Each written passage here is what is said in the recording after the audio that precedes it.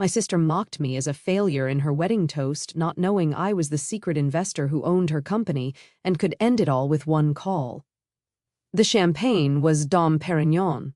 I noticed because my sister Victoria had mentioned it 14 times during the reception speeches, making sure everyone understood that her wedding to Bradley Hamilton III was the social event of the season. The crystal flutes alone probably cost more than my monthly apartment rent, or at least that's what my family assumed. "To the happy couple," my father said, raising his glass for what felt like the 20th toast of the evening. "May your success continue to multiply, just like Victoria's company has done this year." I smiled and raised my own glass, taking a small sip. The ballroom of the Hamilton Grand Hotel gleamed with thousands of fairy lights strung across the vaulted ceiling. Ice sculptures shaped like swans guarded each corner of the room. White roses cascaded from every surface. Victoria had spared no expense, though technically it wasn't her expense to spare. My mother appeared at my elbow, her Vera Wang gown rustling against the polished marble floor. "Rachel, darling, you look—" She paused, examining my simple navy dress. "Comfortable." "Thank you, Mom. You know, Victoria offered to buy you something more appropriate for tonight, something designer. It's not too late to change if you have something in your car." "I'm comfortable," I said. "This dress works fine." She sighed, the particular sigh she reserved exclusively for conversations with me, heavy with disappointment and the weight of unfulfilled expectations. "I just worry about what Bradley's family thinks. They're very particular about appearances." "I'm sure they're focused on Victoria tonight, Mom, as they should be."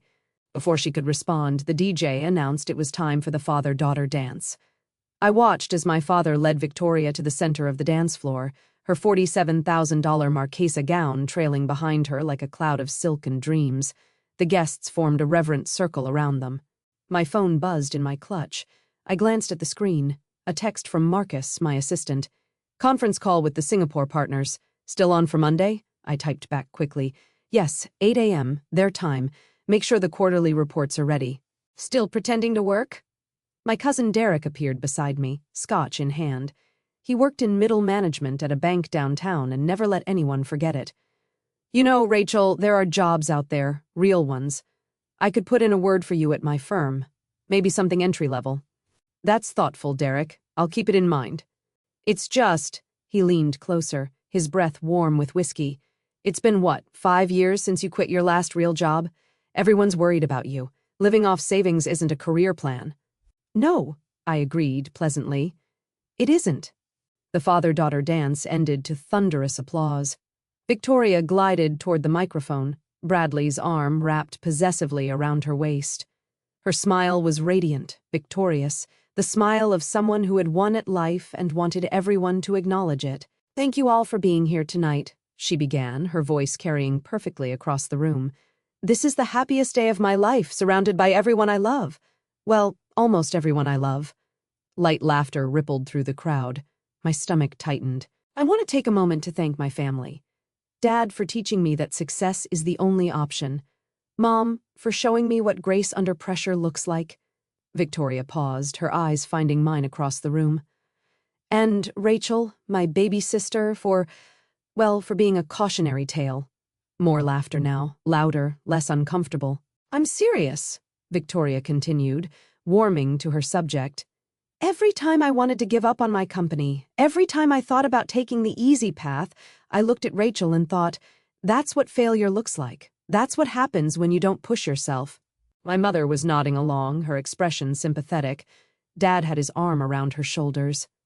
"She couldn't even keep a real job," Victoria told the wedding guests, her voice carrying across the silent ballroom. "Total failure, but I love her anyway."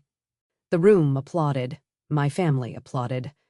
Bradley's parents, both of them surgeons at prestigious hospitals, applauded with polite confusion, probably wondering why the bride was publicly humiliating her own sister at her wedding reception. I kept dancing to the background music still playing softly through the speakers, my feet moving in small, graceful steps that I'd learned years ago when I'd briefly considered a career in dance before discovering my real calling. My Aunt Patricia caught my eye from across the room. Her expression carried that particular blend of pity and satisfaction that she'd perfected over decades of family gatherings. She raised her glass slightly in my direction, a mock toast to my continued failure. The rest of the evening proceeded according to script. I congratulated the happy couple. I posed for family photos, standing at the edge where I could be easily cropped out if necessary. I ate the $300 per plate dinner and complimented the wine selection. I was the perfect invisible guest. At 9:57 p.m., Victoria found me near the dessert table. No hard feelings about the speech, right? She wasn't asking, she was informing.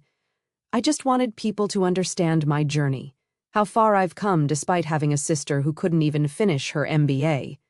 I understand, I said. It's just that my investors are here tonight. The Hamiltons have connections to Wellington Capital, and I'm trying to close a Series B round. They need to see that I'm the successful one in the family. Of course. Victoria tilted her head, studying me with the expression of someone examining a slightly wilted flower arrangement. You know, I could find something for you at my company. Something administrative, maybe, if you wanted to finally do something with your life. That's generous of you. Well, family is family, she smoothed her gown. Even if some of us contribute more than others. She swept away to greet more important guests, leaving me with a half-eaten piece of wedding cake and the lingering scent of her $400 perfume. At 10:15 p.m., I stepped onto the balcony for some air. The Hamilton Grand Hotel overlooked the city skyline, all glittering lights and distant possibilities. I pulled out my phone and made a call. Marcus, yes, I know it's late. I need you to initiate Protocol 7, yes, for Hamilton Industries, the whole thing. And pull the Bellarive account while you're at it. Everything through the Shell Corporation goes back to home base. No, tomorrow morning is fine. Let them enjoy their wedding night. I hung up just as the balcony door opened behind me. There you are. My father stepped out, loosening his tie.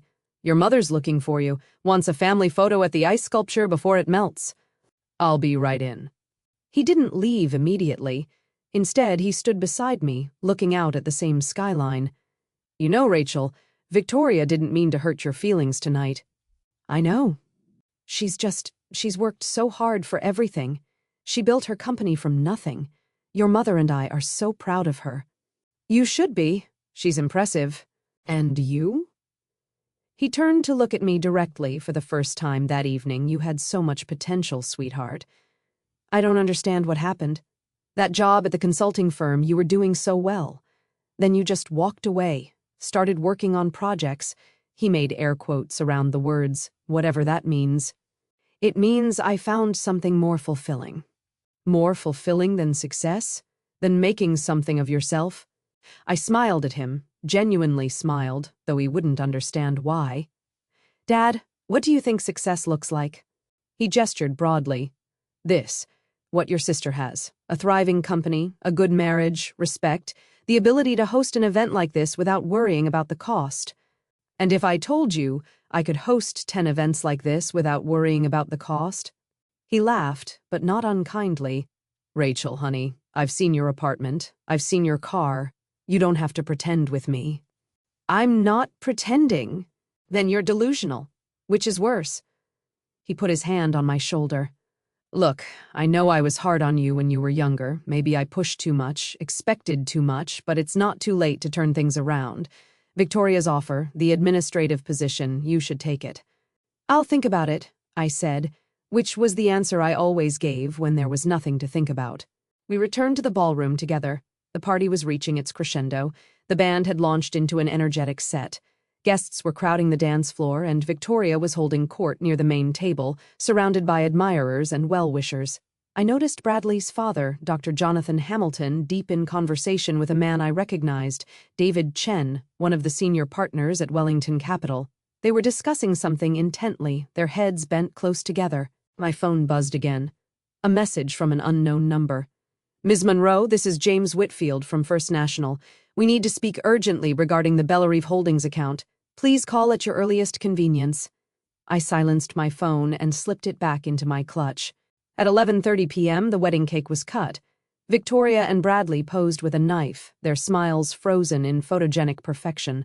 The photographer captured shot after shot while guests cheered and glasses clinked. My mother appeared at my elbow again. Rachel, you should go talk to Bradley's cousin. He's single, has a job. Mom, how are you feeling? You're 32. You're not fine. You're running out of time. Time for what? She looked at me as if I'd asked why water was wet. For everything, dear. For a career, for marriage, for children, for mattering.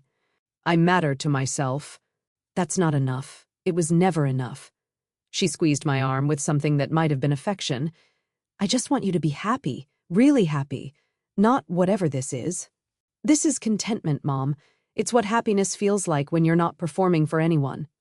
She shook her head sadly and drifted away to find more satisfying company. The reception continued. I danced with Derek, who spent the entire song explaining his theory about cryptocurrency. I chatted with Bradley's grandmother, a charming woman who was the only person all night who asked me what I enjoyed doing rather than what I did for work.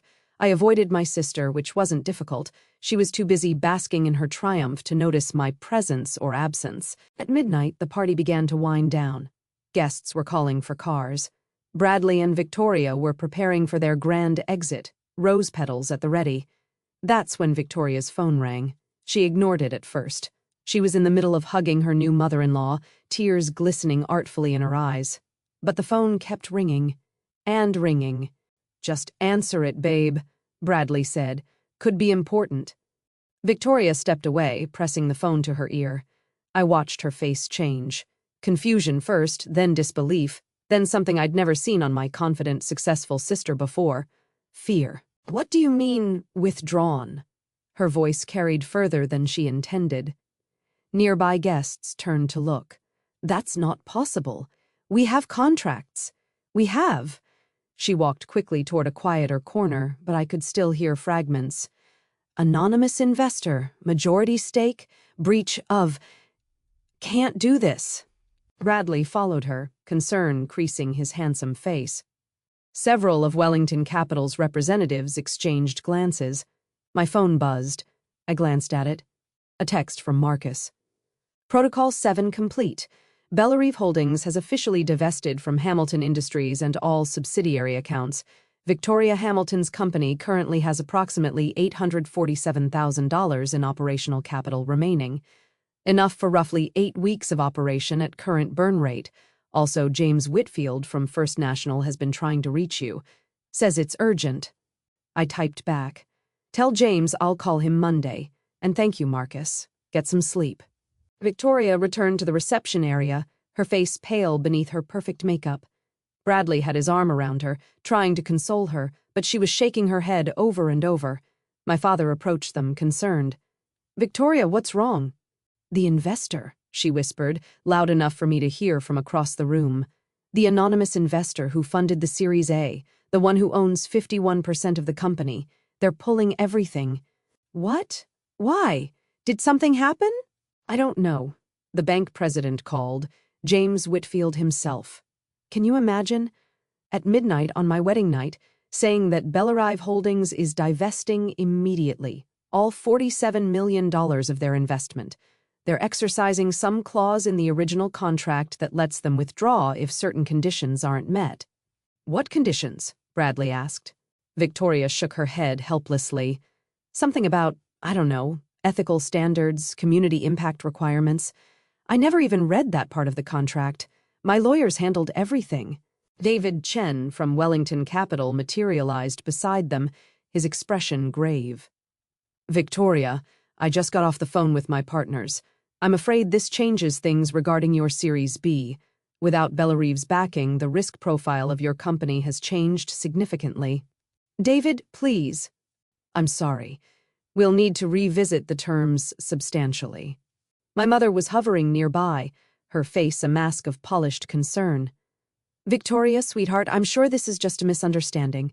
These things happen in business. Your father will call his contacts tomorrow. Mom, you don't understand. Victoria's voice cracked. Without that investment, I have 8 weeks of operating capital, maybe 10 if I lay off half my staff. The company is done. Everything I built is done. The words spread through the remaining guests like a virus. The successful bride humiliated on her wedding night. The thriving company suddenly on life support. The golden child tarnished. I remained at the dessert table, finishing my champagne. Aunt Patricia found me there, her earlier satisfaction replaced by something more predatory. "Did you hear? Victoria's company is in trouble. Something about an investor pulling out." "I heard." "Such a shame. And on her wedding night, too." Aunt Patricia's voice dripped with false sympathy. "I suppose success isn't as guaranteed as we all thought." "I suppose not. At least you never had to worry about something like this happening to you." She patted my arm. "That's the advantage of not having anything to lose." "There are advantages to everything, Aunt Patricia." She wandered off to spread the news to other relatives, and I was finally alone with my thoughts and my rapidly emptying champagne glass. At 12:45 a.m., James Whitfield called again. This time I answered. "Ms. Monroe, thank you for taking my call. I apologize for the late hour, but the partners at Bellerive were insistent that this matter be handled immediately." "It's no trouble, James. What can I do for you?" "Well, ma'am, as you know, the divestment from Hamilton Industries is complete as of 20 minutes ago. However, the board wanted me to confirm that the funds should be redirected to the standard holding account, or, if you'd prefer, they be allocated to the new acquisition you mentioned last week." "The holding account for now. We can discuss the acquisition on Monday." "Very good.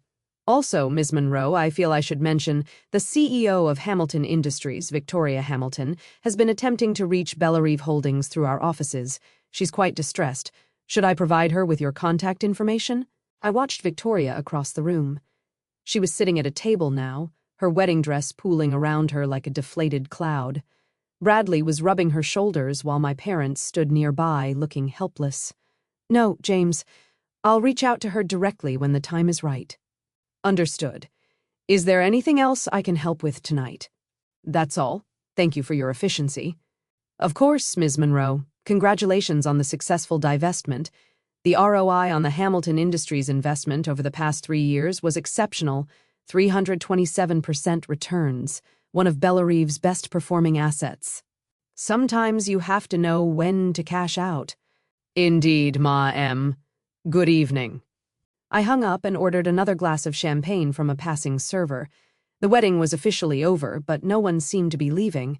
The disaster unfolding had become the evening's main entertainment, far more captivating than the band or the ice sculptures. My father found me at 1:15 a.m. "Rachel, your sister needs support right now. This isn't the time for you to be sitting in a corner." "I offered my support earlier, Dad. She turned me down." "That was before this." He gestured vaguely toward the chaos. "She's your sister. Whatever happened between you, whatever resentment you're holding on to, she needs family right now." I stood, smoothing my understated navy dress. "You're right, Dad. She does need family." I walked across the ballroom, my heels clicking against the marble floor with each step. The remaining guests parted to let me through, curious about the approaching confrontation. Victoria looked up as I stopped in front of her table. Her mascara had run slightly, her perfect hair was coming undone. She looked, for the first time in decades, like my actual sister, instead of a carefully constructed image of success. "What do you want, Rachel? Come to gloat?" "No." "Then what?" I pulled out a chair and sat across from her. Bradley hovered protectively, but I ignored him. "Victoria, do you remember when we were kids and you used to help me with my math homework?" She blinked, thrown by the change in subject. "What?" "You'd sit with me for hours explaining fractions and decimals. You never got frustrated, never made me feel stupid for not understanding. You were so patient." Yes, I remember. What does that have to do with anything?" "I've been thinking about that version of you all night, wondering where she went." Victoria's face hardened. "She grew up. She learned that the world rewards success and punishes weakness. She learned to be strong because no one else was going to do it for her." Is that what happened? Or did she just learn to perform strength while actually becoming more afraid with every passing year? "I'm not afraid of anything." "You're afraid right now. Your whole world is collapsing and you're terrified. And that's okay, Victoria. That's human. Don't pretend to understand my world. You opted out of success. You don't know what it's like to have everything and watch it slip away." "Actually," I said, "I do." "Victoria, ignore her, please. You have nothing. I have Bellarive Holdings. The words dropped into the conversation like stones into still water. Victoria froze. Bradley straightened. My parents, hovering nearby, exchanged confused glances. What did you say? Victoria, Bellarive Holdings, the anonymous investor who funded your series 3 years ago, the entity that owns 51% of your company, or rather, owned, until about 45 minutes ago. That's me. I'm the founder and sole owner of Bellarive Holdings. I started it 7 years ago after I left the consulting firm. Turns out I'm quite good at identifying undervalued opportunities and nurturing them to success. No. Victoria was shaking her head. No, this is some kind of sick joke. I pulled out my phone and dialed. James, yes. Sorry to bother you again. Could you please confirm for the people around me who owns Bellarive Holdings? Yes, on speaker is fine. James Whitfield's voice filled the air. Bellarive Holdings is a private investment firm wholly owned by Rachel Elizabeth Monroe. Ms. Monroe serves as the managing director and has final authority over all investment decisions. Is there anything else you need, Ms. Monroe? That's all, James. Thank you. I hung up. Victoria was staring at me like I'd grown a second head. 3 years ago, I said, you came to me looking for investment. You didn't know it was me, of course. All communications went through lawyers and intermediaries. But I read your business plan. I saw the potential in what you were building, and despite everything that had happened between us, I believed in your company. You invested $47 million in my company. I invested in a promising business. The fact that my sister happened to be running it was incidental. I paused. At least it was supposed to be incidental. The clause that allows me to withdraw for ethical violations, I added that specifically because I know you, Victoria. I wanted to believe you'd changed, but I needed a safety net. Ethical violations. Her voice rose.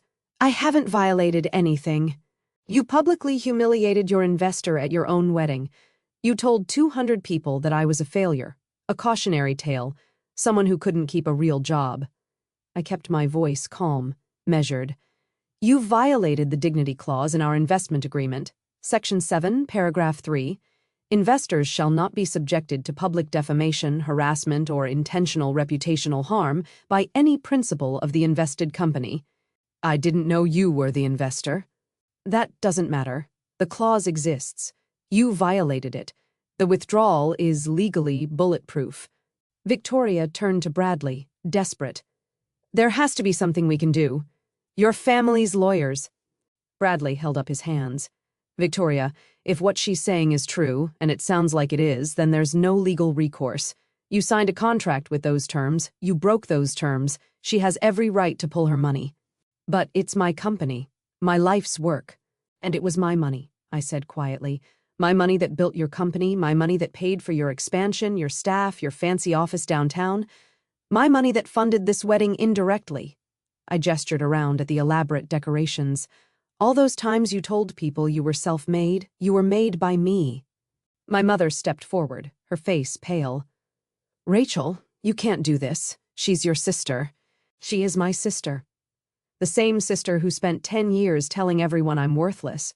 The same sister who didn't invite me to her engagement party because she was embarrassed by my lack of career.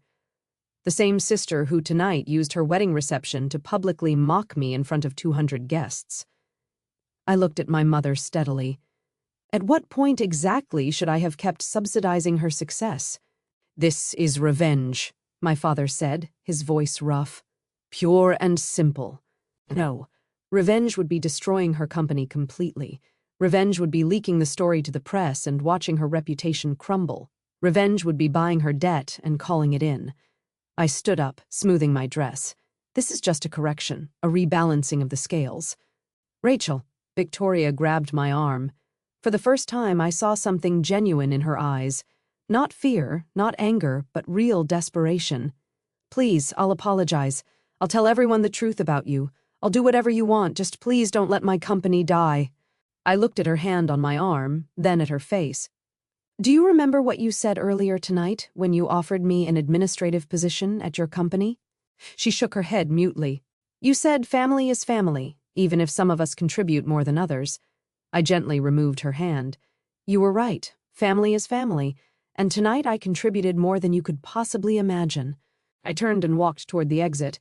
The crowd parted around me, their faces a mixture of shock, awe, and the particular gleeful horror that comes from witnessing a spectacular family drama. My father caught up with me at the door.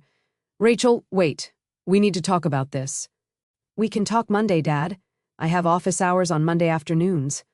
Office hours? What are you? I'm the managing director of a $2.3 billion investment portfolio. I have office hours. I smiled at him, genuinely this time. You can make an appointment through my assistant. I stepped out into the cool night air. A black car was already waiting at the curb. Marcus had arranged it hours ago, anticipating this moment. As I slid into the back seat, my phone buzzed one final time. A text from a number I didn't recognize. This is Bradley. Victoria is inconsolable. Is there any way to undo this? Please name your price. I typed back. Tell Victoria to read Section 12 of the investment agreement, the reinstatement clause. If she completes all requirements within 30 days, Bellarive will consider reinvesting. But the requirements are specific, and one of them involves a public acknowledgement of who really built her success, her choice. I sent the message and tucked my phone away. The city lights blurred past my window as the car glided through the empty streets. Tomorrow, the financial news would be buzzing with speculation about Bellarive Holdings' sudden divestment from a promising tech company. My phone would ring with calls from reporters, analysts, and curious investors. But tonight, I was just Rachel, the younger sister who couldn't keep a real job, the family failure who'd somehow managed to quietly amass a fortune while everyone was busy underestimating her. The champagne warmth was fading, replaced by something more satisfying, the quiet certainty that I had never, not once, lost my composure. Not when Victoria mocked me, not when my parents dismissed me, not when I held the power to destroy my sister's entire life and chose instead to offer her a path forward. That, I thought as the car carried me home, was the real difference between us. Victoria built an empire on borrowed money and borrowed confidence. I built mine on patience, silence, and the absolute conviction that success means nothing if you have to tear down others to achieve it. My phone buzzed one last time. A text from Marcus. Everything okay? The office is ready for Monday. I typed back, everything is fine. See you at 8. Outside, the first hints of dawn were touching the sky. A new day was beginning for everyone. Some of us were more prepared for it than others.